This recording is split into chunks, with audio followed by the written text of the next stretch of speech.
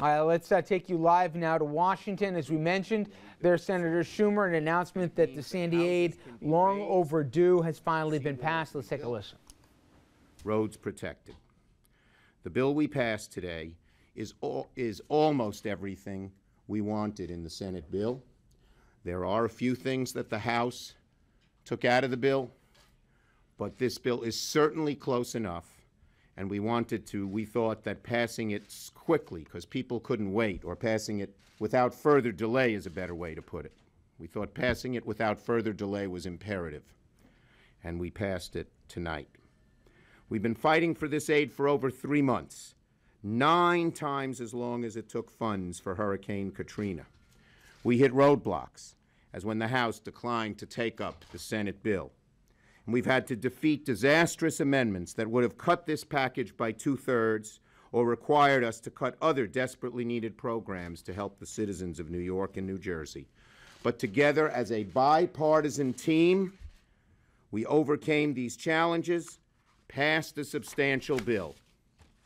This country has had a tradition for over 100 years that when one region of the country is hit by a disaster, be it man-made or natural, the country stands together and helps them.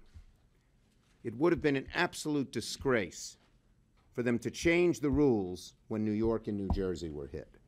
New York and New Jersey taxpayers over the decades have spent billions of dollars to help the West when they had fires, the Mississippi and Missouri valleys when they've had floods, the central parts of the United States when they had tornadoes, and Florida and Louisiana and the coast when they had hurricanes.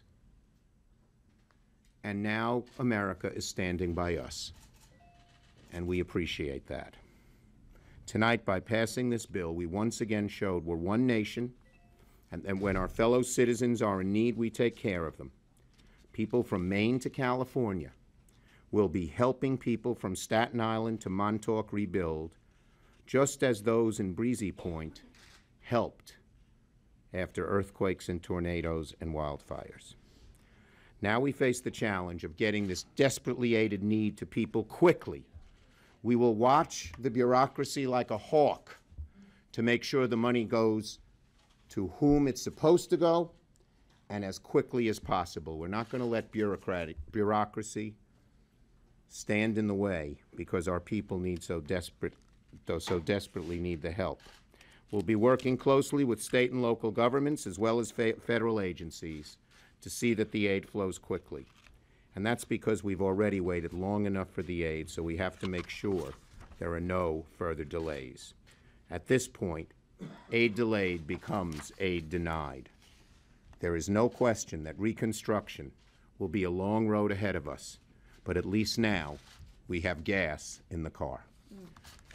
Senator, should we do it? Okay, Frank, why don't you go? All right, and with that, we will see the money. And Andrew, you mentioned, looking at the tally, one would assume this is 100, every lawmaker voting for it, but once again, we'd be disappointed. About more than a third of the senators voted against it. 36 no votes. I haven't looked at the breakdown. I would assume they're all Republican votes. Amazing.